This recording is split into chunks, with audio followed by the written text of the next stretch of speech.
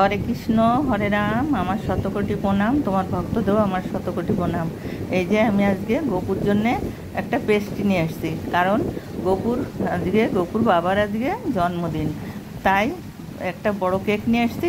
তাই সেটা তো কাটতে হবে, এই জন্যে আমি আলাদা করে একটা পেস্ট্রি নিয়ে এসেছি। ওই দোকানটা নিরামিষ কেক তৈরি করে সবাই।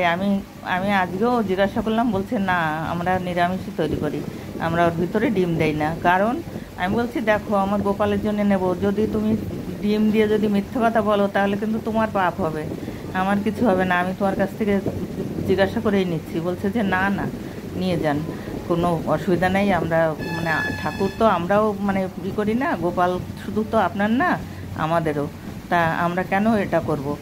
ঠিক আছে, তাহলে তোমাদের উপর কথার উপরে নিলাম। আর আমি ওটা জানি আগের থেকেই, আমি জেনেই গেছি ওই দোকানে, তাই আমি সেই জন্যে গোপালের জন্যে আলাদা একটা পেস্ট্রি নিয়ে আসছি। তাই আর কি যে গোপালের সেবায় দিলাম আজকে, গোপালকে সেবা করাবো।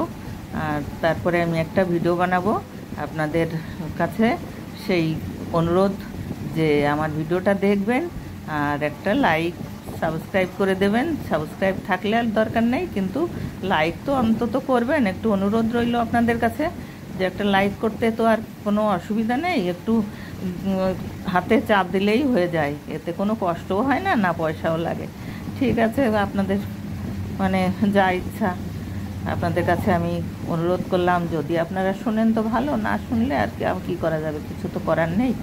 তাই আজকে আমি গোপালকে এই পেস্ট্রি দিয়েই প্রসাদ দিলাম আর কি দুপুরবেলা।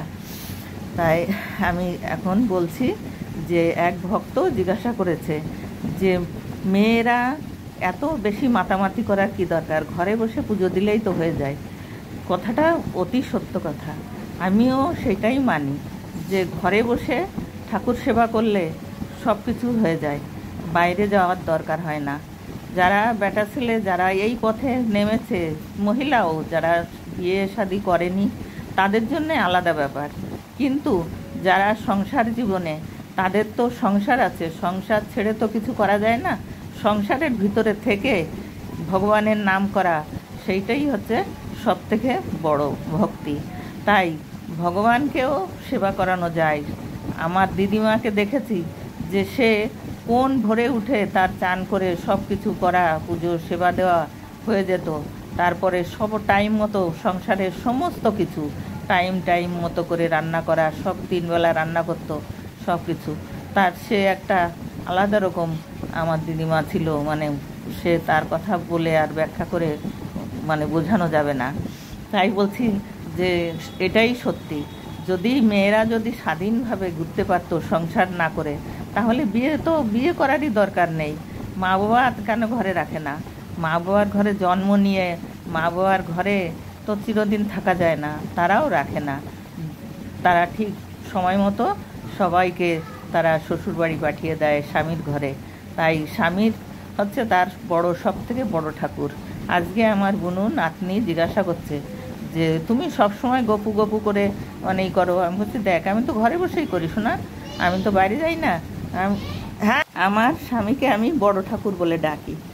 আমার যখন থেকে বিয়ে হয়েছে, আমার 17 বছরে বিয়ে হয়েছিল, আর আমার স্বামীর বয়স ছিল তখন 26 পার হয়ে 27-এ পড়েছিল। সে সেন্ট্রালের CRPF-এ চাকরি করত।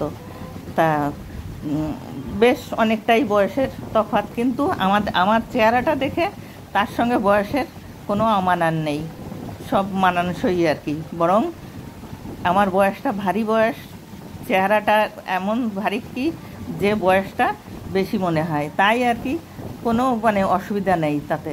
আর আমার স্বামী আমার সঙ্গে খুব ভালো ব্যবহার করে এবং ঝগড়াও করে। আমি ঝগড়া করি না, কিন্তু আমি যদি ভুলবশত কোনো একটা কথা বলে বসি খুব রেগে যায়, কিন্তু আমি চুপ করে থাকি। আমার ছেলেরাও বলে মা চুপ করো, কিছু বলতে হবে না। বাবা একটু রাগী আছে, বাবা তো এই চাকরি করতো, রাগের চাকরি, তাই জন্যে ওই স্বভাবটা হয়ে গেছে, কিছু করার নেই। আমি সেজন্য থেমে থাকি, কোনো অসুবিধা করি না। তার সব কিছু সেবা যত্ন করা সবই আমি করি। আবার একটু পরেই সে আবার সেই নিজেই ডাকে, নিজেই মানে করে। এই জন্যে আমি খুবই খুশি আর খুবই, কারণ রাধা কৃষ্ণ ভগবান তারাও তো ঝগড়া মনোমালিন্য ছিল তাদের ভিতরে, সবার ভিতরে থাকে, রাগ অনুরাগ এটা সবার ভিতরে থাকে। রাগ না থাকলে ভালোবাসা থাকে না, তাই এটাকে কিছু মনে করা যাবে না। এই যে কেক এনেছি ভগবানের জন্যে, আমার স্বামীর জন্যেও বড় একটা কেক এনেছি, কারণ তার আজকে জন্মদিন। সেই জন্মদিন উপলক্ষে আমি নিয়ে এসেছি, তাকে বলিনি, সারপ্রাইজ আর কি।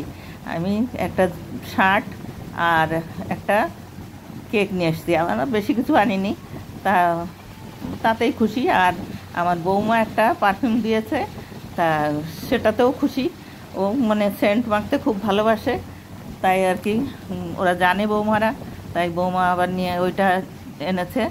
সেই যাই হোক, এবার আমার কথা তো বললাম। এবার আমার এক মানে সাথী, আমাদের এই লাইনের এক সাথী, আমি তো ঘরের থেকে বেরোই না, ঘরে বসেই সব কিছু আমার, এই জন্যে আমি বেশি কিছু আমার জানা নেই আর কি। আমি যেটুকু জানি সেটুকু বলি, সেইটুকু ভক্তি করি। ঠাকুরের কাছে মন প্রাণ দিয়ে ভক্তি করলে অনেক কিছু জানার দরকার হয় না। তাকে ডাকার মতো করে ডাকলে শুধু মানে মুখ দিয়ে লেকচার দিলাম তাতেই কিছু হয় না, কিন্তু ভক্তি করে ভক্তি মনে ডাকলে তাকে, সেটাই ডাক শোনে ভগবান। ভক্তের জন্যেই ভগবান, ভক্ত না থাকলে ভগবান কি করে হতো।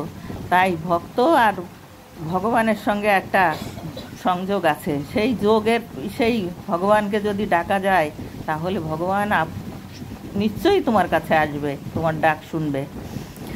আর যদি সে সংসারের সব কিছু ত্যাগ করে সংসারে বসেই যদি সে শুধু ঠাকুর নিয়ে নাচানাচি করে, ঠাকুরকে শুধু সেবা করে, তার নিজের পরিবারের কাউকে দেখলো না, সেটাও তো ঠিক না। আমাদের এখানে একটা গল্প বলছি, একটা বউ আর কি, আমার থেকে কম বয়সের, সে অনেকটাই কম বয়সের। তা সে তার স্বামী এসেছিল, কি বলে ডক্টরি করতো, এই মানে হাতুড়ি ডক্টর বলেন, সেটাই আর কি। তা বাড়িতে এসছে, এখন ওখানে বসে অসুস্থ হয়ে বাড়িতে এসছে। বাড়িতে আসলে তার বউ তার সেবা যত্ন কিছুই করে না। তারপরে তার রান্নাবান্না, তার অসুস্থ মানুষ, তার একটু ভালো মন্দ রান্না করে দেওয়া কিছুই করে না, শুধু তাকে ওই বলে যে আমি যা রান্না করব ঠাকুরের সেবায় দেবো সেটাই করবে। সে তো অসুস্থ না, তার জন্য একটু ব্যবস্থা তো করতে হবে, সেই নিরামিষই করো, কিন্তু যাতে একটু মানে তার প্রোটিন ভিটামিন পায়, সেইভাবে তো একটু করতে হবে। কিন্তু না, সে তার দিকে কোনো খেয়ালই নেই। সে রান্না করতে যাবে কখন, তখন বসে থাকতে হবে না খেয়ে। সে আরও অসুস্থ হয়ে গেছে। তার ভাইরাও কিছু বলে না, বললে বউটা ঝগড়া করে তাদের সঙ্গে, আর তার সঙ্গেও ঝগড়া করে। তারপরে দুবার করে মানে গ্রামে ডেকেছে যে এরকম করে। তাই যদি এমন মানে ভক্তি আর এমন যদি আমি ঠাকুর সেবা করি যে যাতে গ্রামের মানুষ আমার বিচার করতে আসবে, তাহলে সে কেমন হলো?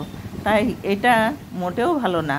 তাই সেই জন্যে সবাই তার নিন্দা করে, বলে যে কেমন ঠাকুর পুজো, কেমন তিলক পরা, কীরকম গোপাল ডাকা।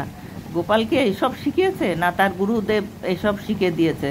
গুরুদেবের কোনো দিন নিন্দা করতে নাই। গোপালও আমার গোপাল, আমি সন্তানের মতো দেখি, আমি কোনো সময় করি না। তার মানে এই না যে গোপালের বাবাকে আমি যত্ন করব না। সে আমার বড় ঠাকুর, আমার বড় ঠাকুরকেও আমি যত্ন করি, সব কিছুই করি।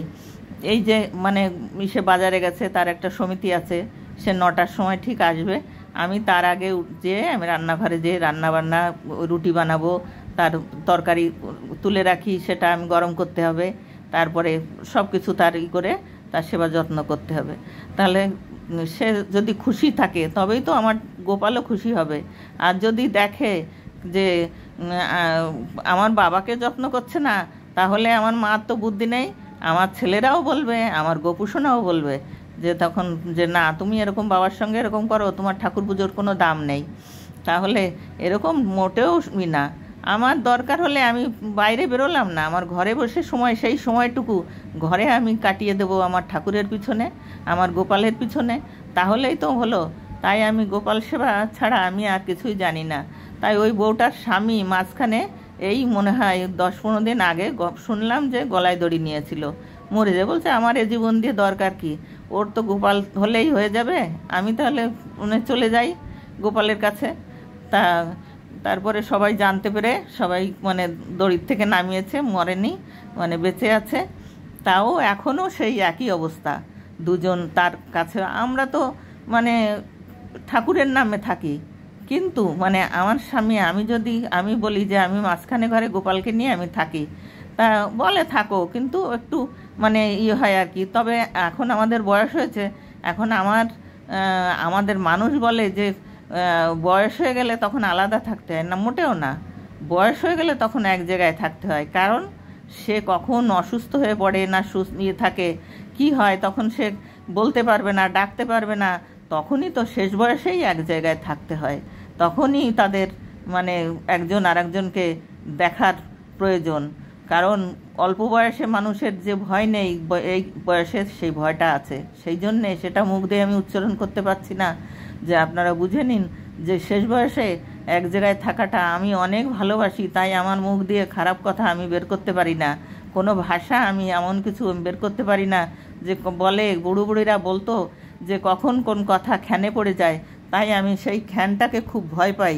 তার জন্যে আমার গপু কাছে সবসময় আমার কামনা, হে গপু, হে বাবা, হে আমার সন্তান, তুমি সবাইকে ভালো রেখো, তোমার সব ভক্তদের ভালো রেখো, আর তোমার বাবাকে ভালো রেখো, তাকে দীর্ঘায়ু কামনা করি তার জন্যে তোমার কাছে, আর তোমার ভক্তদের কাছেও করি, আর আমার সন্তানদের জন্যেও তোমার কাছে কামনা যে তাদেরও মানে চলার পথটা যেন ভালো করে দিও, তারা যেন ভালো থাকে, শারীরিক দিয়ে সব দিক দিয়ে যেন তারা ভালো থাকে, ছেলে বউ সন্তান নিয়ে যেন তারা সুখে সংসার করতে পারে, সেই কামনা করি।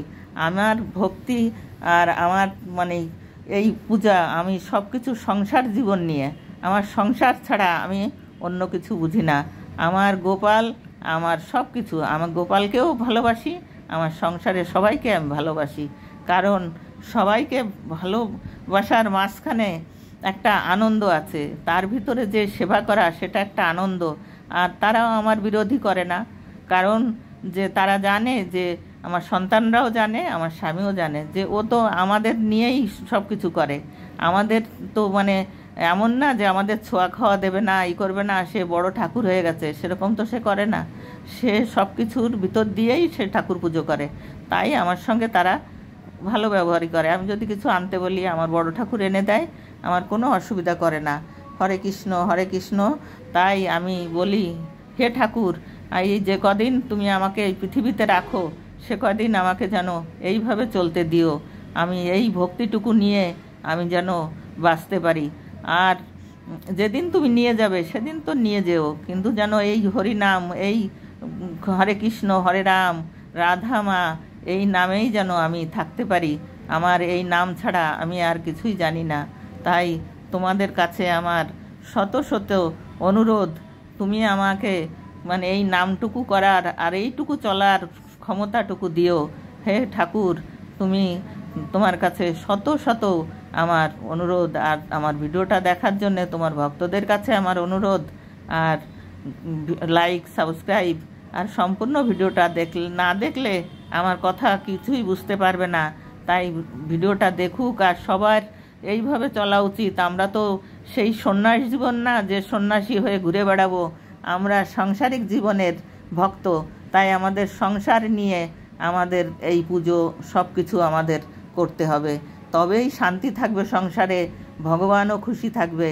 তাই সেইভাবে সবাই বলুন, হরে রাম হরে কৃষ্ণ হরে রাম হরে কৃষ্ণ রাধা রাধা রাধা, হরে কৃষ্ণ কৃষ্ণ কৃষ্ণ হরে হরে। সবাই ভালো থাকুন, সুস্থ থাকুন, আর আমার ভিডিওটা দেখুন, আর লাইক একটা সাবস্ক্রাইব করে দিন, বারবার বলছি।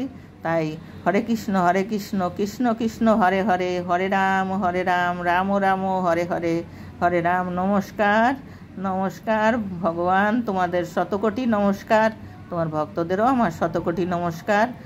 রাধে রাধে, ভালো থেকো, নমস্কার, রাধে রাধে।